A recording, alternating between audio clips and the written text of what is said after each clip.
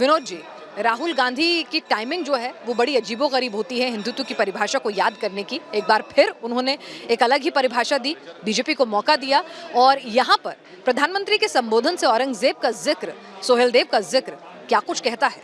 देखिए पीनाथ जी, सबसे पहले तो काशी विश्वनाथ धाम का जो जीर्णोद्धार हुआ है उसके लिए निश्चित रूप से सरकार बधाई की पात्र है और ये प्रधानमंत्री जी का ड्रीम प्रोजेक्ट था जिसको उन्होंने पूरा किया है। अब इसमें बहुत सारा काम बाकी होना है, लेकिन बाकी है, लेकिन लोकार्पण उन्होंने इसका करके ये एक संदेश दिया है। तो ये इससे किसी को कोई एतराज होने का कोई प्रश्न नहीं है, क्योंकि कोई विवाद का विषय नहीं था, यहाँ कोई मुकदमा नहीं था, यहाँ कोई जमीन का झगड़ा नहीं था अयोध्या की तरह। इसलिए जो है इस पर किसी को कोई एतराज नहीं होना चाहिए। रही बात ये कि अब ये सवाल उठ सकता है कि साहब इसका जो है अभी काम पूरा नहीं हुआ है तो अभी लोकार्पण क्यों हो रहा है। जाहिर है लोकतंत्र में राजनीतिक दल जो भी फैसले लेते हैं उसके पीछे चुनावी तकाजे तो होते ही हैं। कोई भी पार्टी हो जो सत्ता में होती है वो चुनावी तकाजों के हिसाब से ही अपने फैसले अपने निर्णय लेती है। तो उसमें चाहे भारतीय जनता पार्टी हो, चाहे समाजवादी पार्टी हो, चाहे कांग्रेस पार्टी हो, जब जिसको मौका मिलता है वो अपने चुनावी तकाजे के हिसाब से अपना निर्णय लेती है। दूसरी बात यह है कि निश्चित रूप से चूंकि 2 महीने बाद 3 महीने बाद 2 महीने के भीतर 3 महीने के भीतर चुनाव होने हैं उत्तर प्रदेश में, तो ये जो पूरा प्रोजेक्ट है ये एक मुद्दा तो बनेगा पूर्वांचल में खास करके और उत्तर प्रदेश में, क्योंकि बाबा विश्वनाथ का धाम जो है वो देश विदेश ही नहीं पूरे विश्व के हिंदुओं की आस्था का केंद्र और सिर्फ हिंदुओं का ही नहीं, उसमें तमाम सारे गैर हिंदू भी वहां आकर के जो है देश विदेश से आकर के काशी आते हैं और वहां आकर के अपना समय व्यतीत करते हैं और आस्था के केंद्र को देखते हैं। तो निश्चित रूप से इसका एक महत्व है, लेकिन साथ साथ ये भी है कि राजनीतिक की जहां तक बात है, जैसे औरंगजेब का जिक्र आज किया प्रधानमंत्री जी ने, तो औरंगजेब का जिक्र ना भी करते तो भी कोई मतलब उसमें नुकसान नहीं था, लेकिन वो इसलिए जिक्र किया ताकि एक राजनीतिक एक आइडेंटिटी की जो पॉलिटिक्स है इस देश में चल रही है, कभी कास्ट आइडेंटिटी की, रिलीजियस आइडेंटिटी की, पहचान की राजनीति, वो तेज हो और वो बहुत सलीके से इस मामले में भारतीय जनता पार्टी जो है उसको उठाती है। पिछले चुनाव में आप याद कीजिए होली और रमजान का मुद्दा जिसे उठा, तो अब औरंगजेब का जिक्र आ गया, शिवाजी का जिक्र आ गया, ठीक है सब इतिहास के पन्नों में चीजें दर्ज है, उस पर तमाम सारे बहस और मुबाहिसे हो सकते हैं कि औरंगजेब ने क्या किया और किसने क्या किया। ये अलग बात है कि औरंगजेब के आदेश में मंदिर तोड़ा गया था, लेकिन उस मंदिर को तो जिस सेना ने तोड़ा था वो राजपूतों की सेना थी, क्योंकि कलकत्ता से वही सेना लौट रही थी और उसने जो है ये किया था। तो अब ये अलग इतिहास के विवाद के विषय हैं। अभी जी संजय निषाद के बयान का जिक्र कपिल जी कर रहे थे, वो भी एक मुद्दा है कि जब आप बार बार राम के अस्तित्व की बात करते हैं तो संजय निषाद के बयान पर भी भारतीय जनता पार्टी को जवाब देना पड़ेगा कि आप उनसे कल भैया करके भी चल रहे हैं और वो माता कौशल्या और भगवान राम के जन्म को लेकर जिस तरह के बयान कर रहे हैं उस पर भारतीय जनता पार्टी के लोग चुप हैं। तो कहीं ना कहीं ये सवाल तो खड़े होंगे।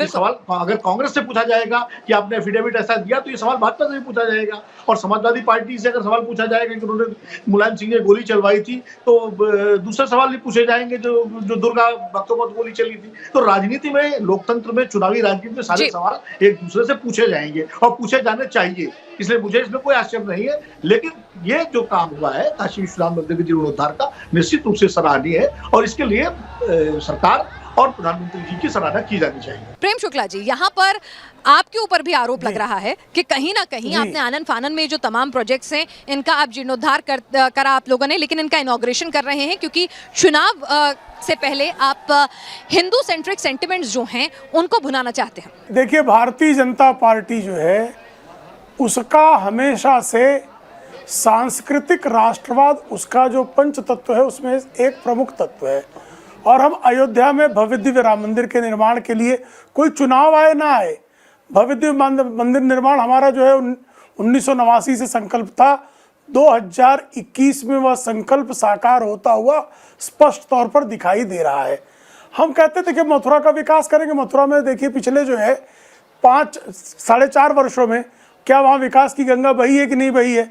हमने काशी में विकास का संकल्प लिया था और काशी में परिवर्तन हुआ है कि नहीं भी आपके ही दर्शक मनोज राय ने स्पष्टता से बताया। अब हम चूंकि हमारा बहुत स्पष्ट है, हम हिंदुत्व को, सांस्कृतिक राष्ट्रवाद की चेतना को जागृत करने का एक मंत्र मानते हैं और हम उसको अंगीकार करते हैं।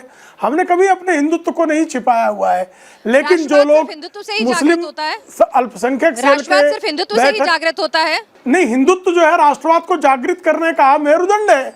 सबसे बड़ा तालिबानी समर्थक कौन है जानती हैं? भारतीय जनता पार्टी की सरकार। उन्होंने एमईए ने लेटर जारी किया फरवरी 2020 में कि तालिबान के अफगान में आ जाने से वहां पर सुअवसर विकास के पैदा होंगे। ये ऑफिशियल प्रेस नोट है उनका। ये जानते थे जब तालिबान को सत्ता सौंपी जा रही थी, तब ये गवाह थे वहां दोनों अवसरों पर जब ये निर्णय हुआ।